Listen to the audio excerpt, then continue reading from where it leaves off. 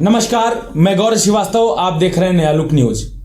आज हम आपके सामने एक नई तहकीकात, जिसके बारे में हम आप सभी से पहले भी बात कर चुके हैं, उत्तर प्रदेश की राजधानी लखनऊ स्थित न्यू पब्लिक इंटर कॉलेज के बारे में, जहां के एक अध्यापक लगातार पिछले कई दिनों से शोषित होते हुए आए हैं। उनका शोषण होता चला आ रहा है।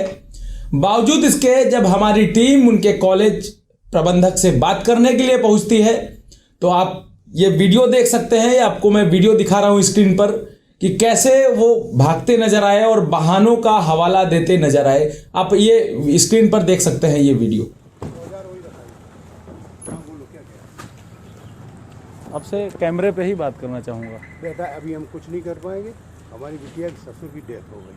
अच्छा, फैजाबाद में हमें तुरंत वहाँ पहुँचना है। कल आ गई अभी, हमें वहाँ पहुँचना है। आप जो भी बात करनी हो मंगल या बुध को आइएगा।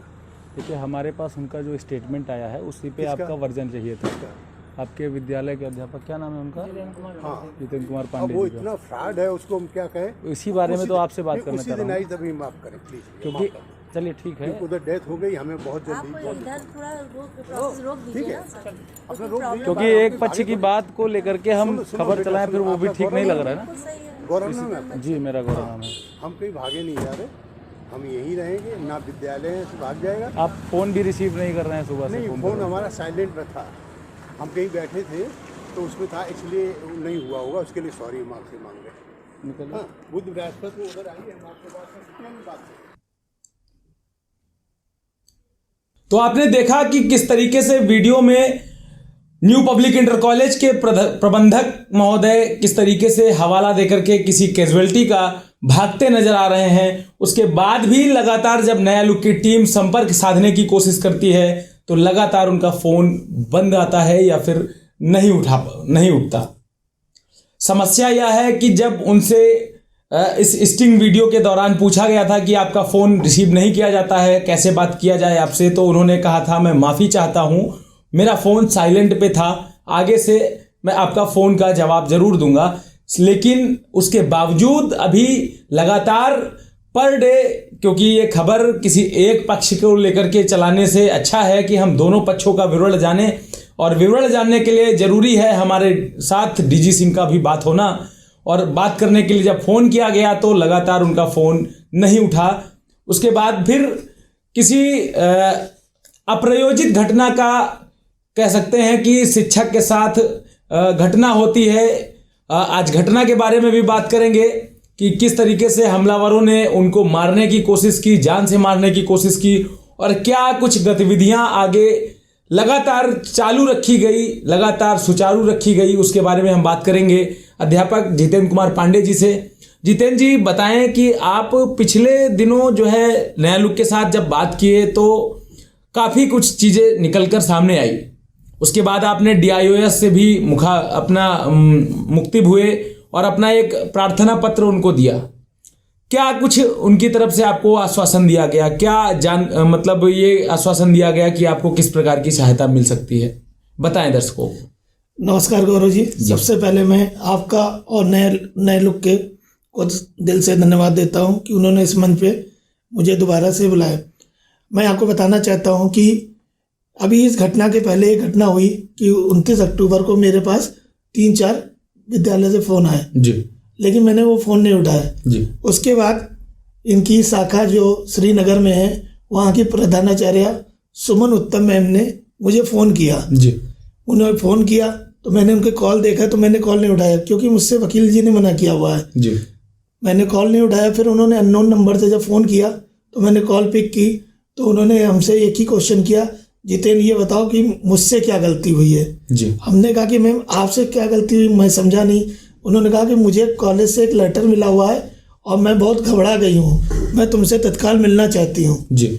तो मैंने तो कहा कि मैं आपसे नहीं मिल पाऊंगा क्योंकि मुझसे वकील ने ये कहा कि आप इनसे अकेले में कहीं नहीं मिलेंगे। तो वो लगातार मेरे पर प्रेशर कर रही थी जी कि आप श्रीनगर ब्रांच में आ जाओ, यहाँ कोई दिक्कत नहीं होगी और मैं तुम्हारी बड़ी बहन हूँ ना, मैं तुम्हें बुला रही हूँ, जो भी बात है सॉर्ट आउट कर लिया जाएगा।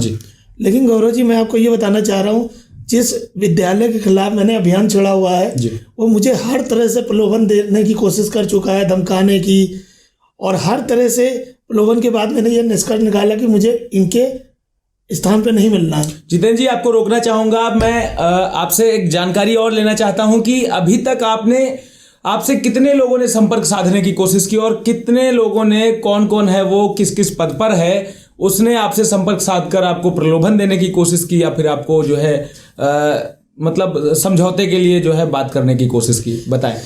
ड्राइवर मुझसे मिलता है जी। इसके बाद स्कूल की प्रधानाचार्य मुझसे फिनिक्स मॉल में मिलती है जी।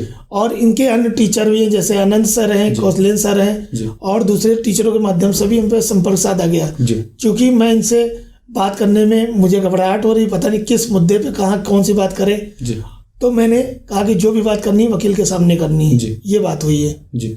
और सबका यही कहना है कि समझौता कर लो। आपने क्या किसी प्रकार का कोई प्रार्थना पत्र अपने माध्यमिक शिक्षा या फिर DIOS ऑफिस में देने की कोशिश की है, दिया आपने? गौरव जी, जब मैंने पोर्टल पे शिकायत की, लगातार 7 शिकायतों के बाद मैंने देखा कि एक तरफा कार्रवाई हो रही है, निस्तारित हो रही है। और जब मैंने उसकी विस्तृत जांच की और मैं खुद गया, मैं पर्सनल खुद गया DIOS ऑफिस में, तो वहाँ पे इन्होंने मेरा वहाँ त्यागपत्र दिखाया है, जबकि मैंने कोई त्यागपत्र नहीं दिया हुआ है। तो मैंने DIOS साहब से रिक्वेस्ट की, सर कि स्कूल के संबंध में कुछ गतिविधियां ऐसी थी जिसके लिए मैं कंप्लेन करना चाह रहा था। तो उन्होंने कहा कि किस तरह की कंप्लेन है। हमने कहा सर, एक स्कूल क्या 2 मान्यता के साथ चल सकते हैं?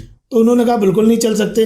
हमने पिछले 10 सालों से चल रहा है, तो इसमें गलती टीचर की नहीं है, इसमें गलती तो प्रबंधक की है। अब टीचर को, यदि यूपी बोर्ड के टीचर को SC बोर्ड पढ़ाने को दिया जाएगा तो वो इनकार कर रहा है, तो वो कहाँ से गलत है? फ्रॉड कौन कर रहा है? फ्रॉड वो कर रहे हैं ना, फ्रॉड मैं नहीं कर रहा हूँ। यदि मैं फ्रॉड करूँ तो मेरे अकाउंट में लाखों रुपए, करोड़ों रुपए होंगे। लेकिन जितेंद्र जी, लगातार जब जो खबरें आ रही थी, हमारे चैनल के जो वीडियो के कमेंट्स बॉक्स में लगातार कमेंट हो रहे थे कि ICSE और यूपी बोर्ड, जो दोनों आप आरोप लगा रहे हैं कि दोनों बोर्ड के बच्चों को पढ़ाया जाता है, तो वो कमेंट के माध्यम से मालूम चल रहा था कि वो कह रहे हैं कि सिर्फ यूपी बोर्ड के बच्चों को पढ़ाया जा रहा है। ऐसा नहीं है गौरव जी।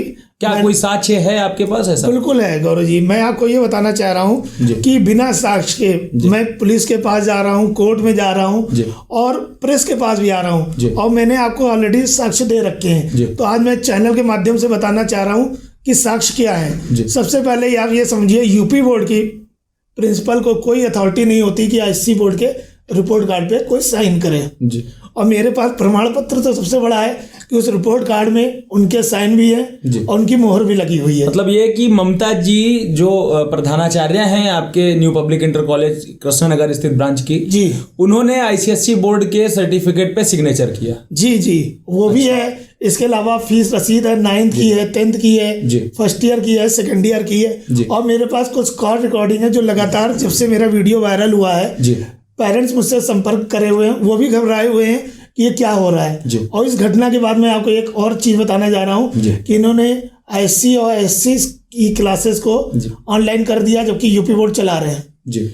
उन्होंने अपने बच्चों से कह दिया कि आपकी संख्या कम है, इसलिए हम रिस्क नहीं ले रहे हैं, जबकि उनको ये बताया ही नहीं गया है कि मेरे द्वारा जो कंप्लेन की गई है, उस कंप्लेन के माध्यम से इनकी तीनों ब्रांचेस में लगातार ऑफिसर द्वारा जांच की जा रही है। जितेंद्र जी, रोकूंगा आपको क्योंकि आपने हमारे नया लुक चैनल के साथ कुछ तस्वीरें साझा की थी पिछले दिनों। आपके ऊपर जानलेवा हमला किया गया जब आप सुबह मॉर्निंग वॉक के लिए निकले थे। आपकी तस्वीरें हमारे साथ साझा हुई हैं।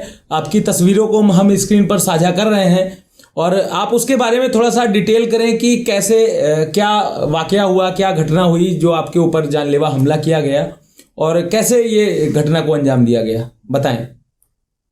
गौरव जी, दीपावली के मॉर्निंग में मैं मॉर्निंग वॉक पे गया हुआ था, 5:30 का समय था। मैं अपने घर से 5 बजे निकला था और मेरे घर से लगभग आधा किलोमीटर की दूरी पे ये घटना को अंजाम दिया गया। पिछले कुछ समय से मुझे, जब से मेरा वीडियो वायरल हुआ है, मेरे पीछे अज्ञात लोग लगातार पीछा कर रहे हैं, जिसकी कंप्लेन मैंने पुलिस चौकी पे की है, अपने वकील से भी की है। वकील ने मुझको पहले अवगत कराया था कि तुम सावधान रहो। लेकिन मेरे ओवर कॉन्फिडेंस मेरे पर भारी पड़ा। मैंने कहा जब इतनी मैंने कंप्लेन कर रखी है तो वो ऐसी बेवकूफ़ी कोई नहीं करेगा। लेकिन जब उस दिन मॉर्निंग में मेरे साथ ऐसा हमला हुआ तो मैं आपको बता नहीं सकता। मैं लगातार परेशान रहा, मेरा फोन नहीं उठ रहा था। जितेंद्र जी, परेशान मत होइए, आप नया लुक चैनल के स्टूडियो में बैठे हैं और लगातार हम सुरक्षा की जो वादा तो नहीं कह सकते, लेकिन सुरक्षा के लिए जो हमारी मांग है वो आपके लिए लगातार उठाते रहेंगे। दर्शकों से मैं बताना चाहूँगा कि न्यू पब्लिक इंटर कॉलेज में पढ़ा रहे, लगभग 10 वर्षों से पढ़ा रहे शिक्षक जितेंद्र कुमार पांडे जी के ऊपर हमला होता है, जानलेवा हमला। दीपावली के दिन 14 तारीख को सुबह 5 बजे ये मॉर्निंग वॉक के लिए निकलते हैं।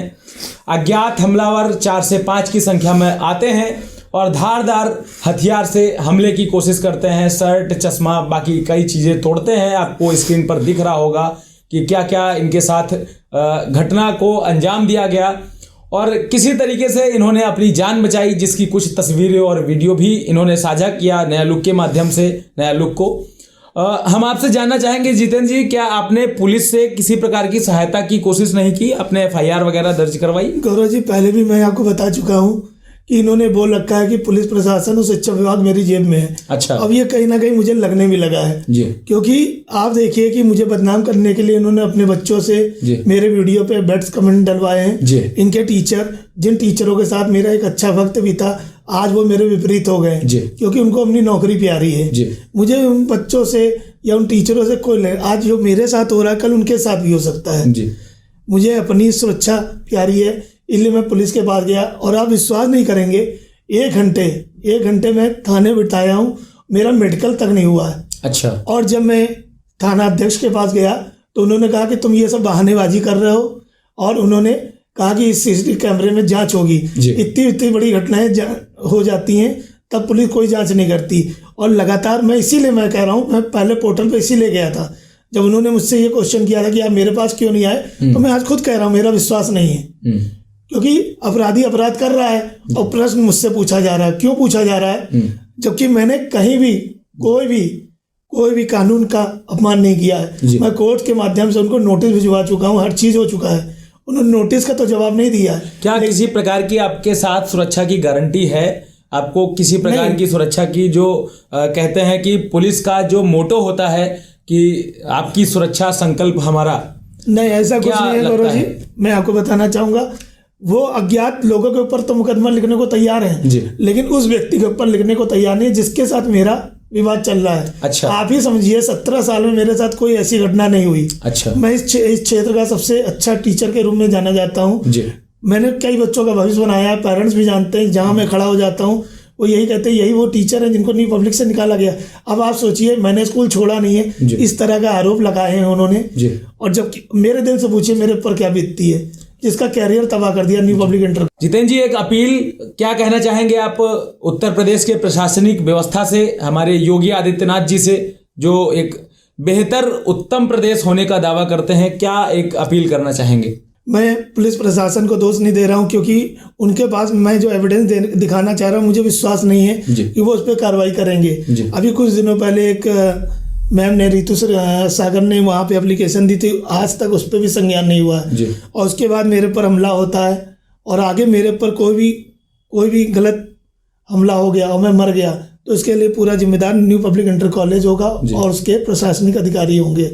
मैं ये चाहता हूँ कि मुझे न्याय मिले। इस न्याय के लिए मैंने कोर्ट की भी शरण ली हुई है। पुलिस पे मेरा विश्वास खत्म हो गया है क्योंकि पुलिस ने लगभग 4-5 दिन हो गए मेरे केस पे कोई संज्ञान नहीं लिया है और मुझे बहुत निराशा हो रही है। जब एक शिक्षक के साथ ऐसा हो रहा है तो आम आदमी के साथ भी होता है और सही होते हुए भी मैं बुरा साबित हो रहा हूँ क्योंकि मेरे पास पैसा नहीं है। माननीय मुख्यमंत्री जी से आपकी एक अपील 30 सेकंड में।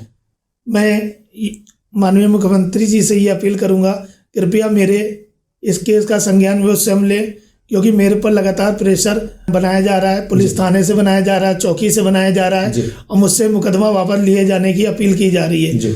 मैं जानता हूं कि मैं सत्य के साथ हूं, मैं लड़ रहा हूं, कोर्ट में जो भी फैसला होगा मुझे मान्य होगा, लेकिन उसके पहले जो बाहर मेरे साथ अत्याचार हो रहा है उसको रोका जाए। तो देखा आपने कि नया लुक किस तरीके से बहुत ही बेबाकी से लगातार शोषित, वंचित, पीड़ितों के साथ अपनी आवाज को बुलंद करता रहा है और उन शोषितों के साथ, उन वंचितों के साथ, उन पीड़ितों के साथ उनकी आवाज बनकर के शासन और प्रशासन के बहरे कानों में अपनी आवाज को बुलंद करता रहा है। हम लगातार न्यू पब्लिक इंटर कॉलेज और पीड़ित शिक्षक जितेंद्र कुमार पांडे जी के बारे में बात करते रहे हैं और आगे भी बात करते रहेंगे जब तक इस मामले को न्याय नहीं मिलता, जब तक पीड़ित शिक्षक को न्याय नहीं मिलता। हम आगे भी बात करते रहेंगे, लेकिन साथ ही साथ एक नया लुक चैनल के माध्यम से अपील कि माननीय मुख्यमंत्री जी जो उत्तर प्रदेश को उत्तम प्रदेश की बात बताते हैं, अपराधियों से भय मुक्त होने का भी दावा करते हैं, तो उसके बारे में मैं कहना चाहूँगा कि सुरक्षा और किस तरीके से न्याय को व्यवस्थित किया जा सकता है उसके बारे में ध्यान देने की आवश्यकता है। तब तक के लिए नया लुक के साथ बने रहने के लिए आप सभी का धन्यवाद। देखते रहिए आप सभी नया लुक न्यूज।